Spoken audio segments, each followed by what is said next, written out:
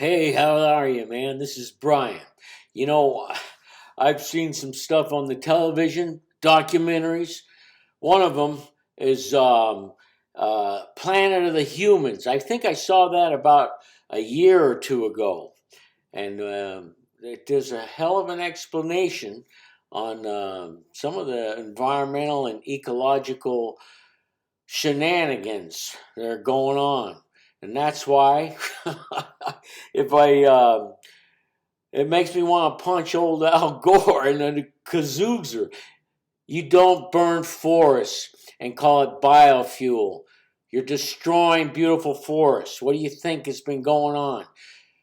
You know, when Coos Bay was the biggest producer of lumber in the 1800s, you could go out and see trees 6 foot in diameter. That was the norm. Majestic sentinels that are a testament to God's creation. And if you think it wasn't God's creation and this is just an anomaly in an infinite universe, as if there was an explosion in a print shop and all the print just happened to ink itself, blow on the wall, and make the Encyclopedia Britannica, then we're even more rare. Now, you talk to, you know, the gentleman that was on the HMS Beagle and went around the world, Charles Darwin. You know what? He even said, when it all comes down to it, that God is the ultimate lawgiver. So no matter what you believe, whether this is a jewel that's an anomaly in an infinite universe and we just happen to be on it, or you think it's something that God created, well, we damn well better take care of it.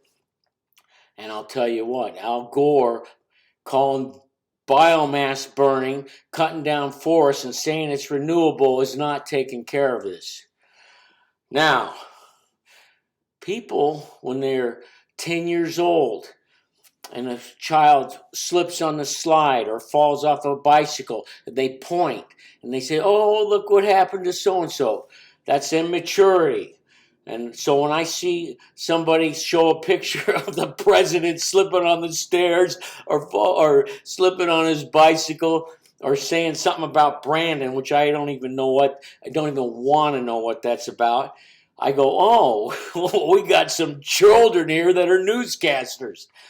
Now, you cannot ever try to say that Al Gore is in the same boat, as John Kerry. I'm sorry.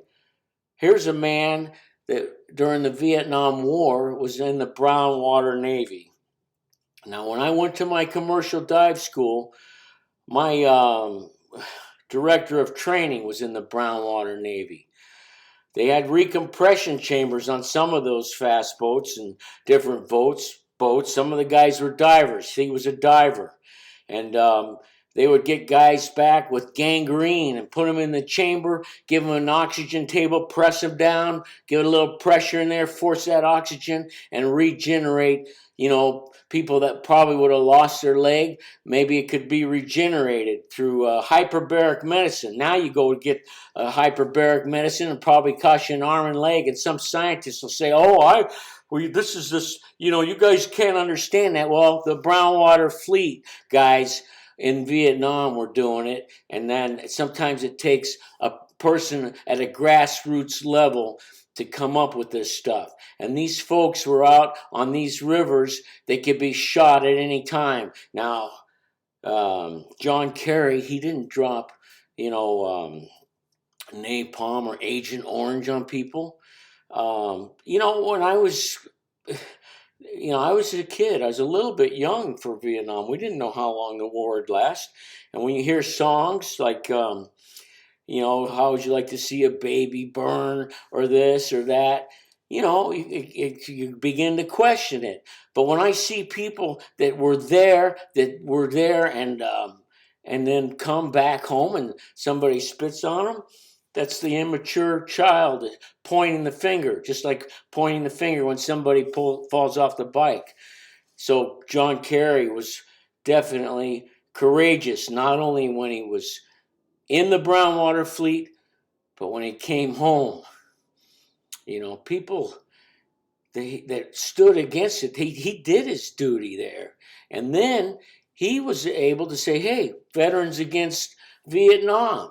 Well, he has to be a little bit courageous, to go up against the big politicians. Now, maybe back in 1946, our president back in those days, was it Truman? Well, anyway, he could have probably said, hey, maybe, you should be free of the French and we'll give you a couple bicycle factories. You guys try to work it out. But no, we ended up eventually getting in there. And there's some shenanigans that we pulled. And, Kerry may have had to shoot into the brush, not knowing if it was a child or not knowing if it was a Viet Cong. Who wants to be responsible for killing somebody? Or I would have hated to have been that. The one guy that dropped the napalm or whatever that hit the little girl and she had to take her clothes off, he cried. He knew that it wasn't the right thing to do, but he did his orders. And then he met the girl and she survived, and so I'm glad she survived. So we got to start figuring out what we really need to be doing. Now, so to try to say anything about the character of John Kerry is very childish.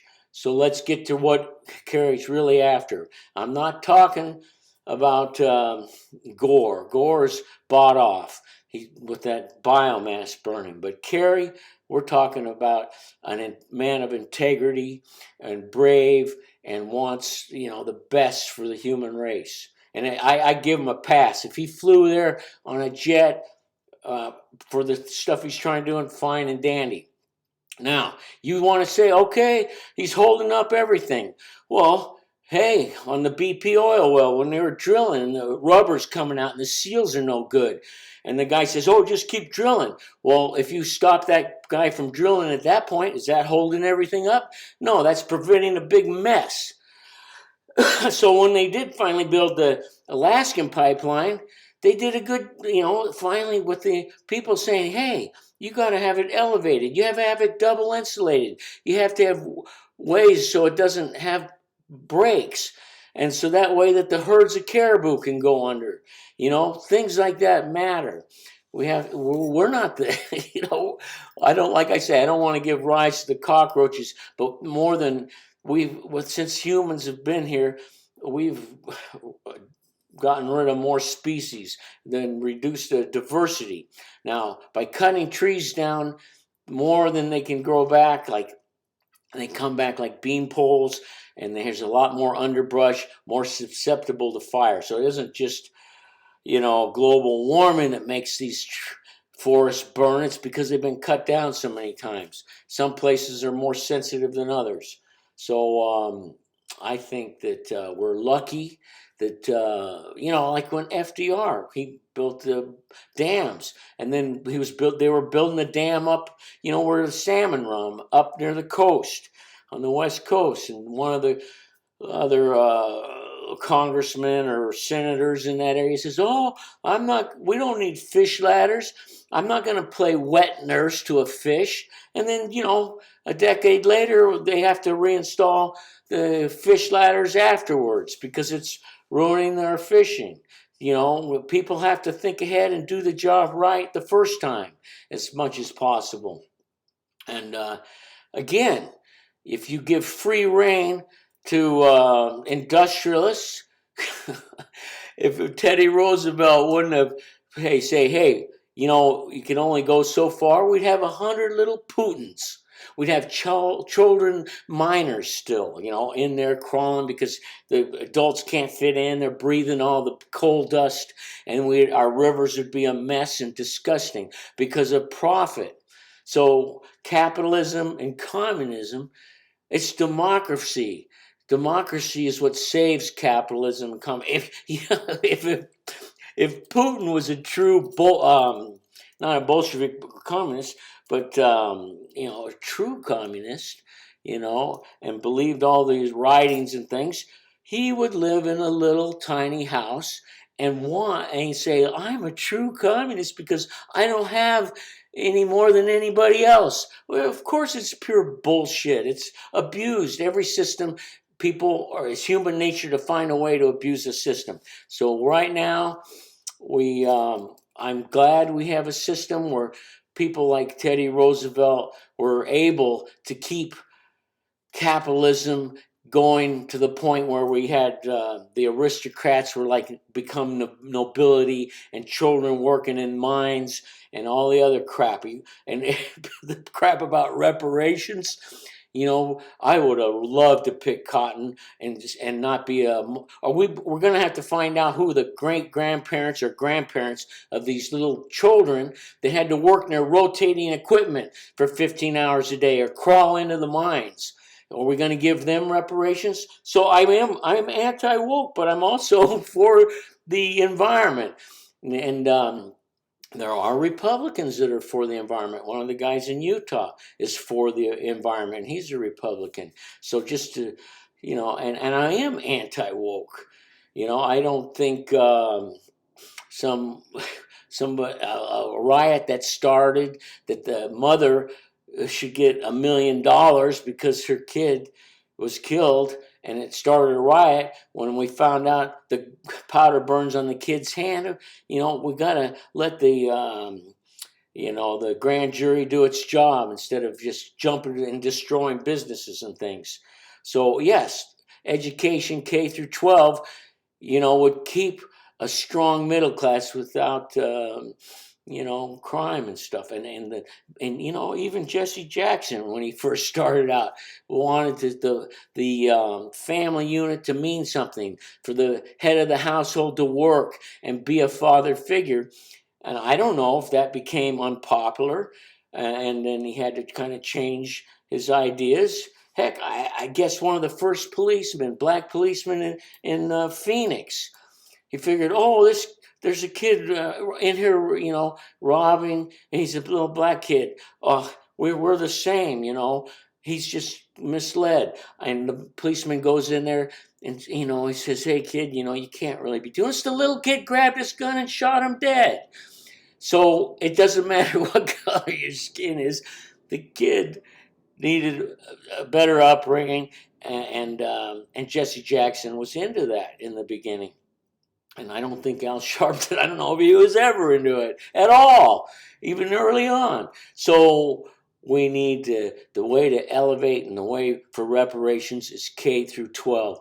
When I had wood shop, auto shop, metal shop. We should have all these things. We should have nursing and mechanical engineering. We got to get the jobs back here, and it doesn't have to be a big shop. It can be small shops. And like I said, I worked with a guy that was black, and when he said jump, I jumped because he had the experience in industrial electrical. So we got to, like the asbestos thing. And it was absurd. Long strand asbestos for lagging on pipes where you have hot, industrial stuff. If it's woven and it's covered and it's lagged and it has the, plaster of Paris or whatever on it, and then it's made in water insoluble. And everybody's going to all the schools taking out all the asbestos. You could have a perfectly lagged long strand asbestos. You could have licked on it for 2 weeks and not got a bit of asbestos in your mouth. But no, because it's, that's the big thing. Asbestos is awful. Let's treat it like gamma radiation. The insanity. All the millions and millions of perfectly good work was taken apart. Hell, when I was we were doing a demolition on a bank vault, and we took all these heavy plates out and got them out of the way, and there was monocoat on the back, 3 inches thick. And man, we're scraping that off. That stuff's getting all over in the air. And I told my boss, man, if you can't get me a mask, I'm not coming back tomorrow. And it's not like I had the time to get a mask. I'm a single parent. I got to get, I got to have him stay in daycare and in school as long as possible. So maybe I get a chance to get to the grocery store and get a couple things and make dinner or start dinner and then pick the kids up before the place closes. So he did get the masks. And whether that was asbestos or whether it was fibers wood fibers that have been treated so they don't, burn, because this is something to keep things from burning in buildings. Those are things you need. So, but the asbestos that's woven, it's woven better than your blue jeans, and it's covered in plaster, and then, then it's got a coating to make it water insoluble, and you're going to tear all that crap out for the environment.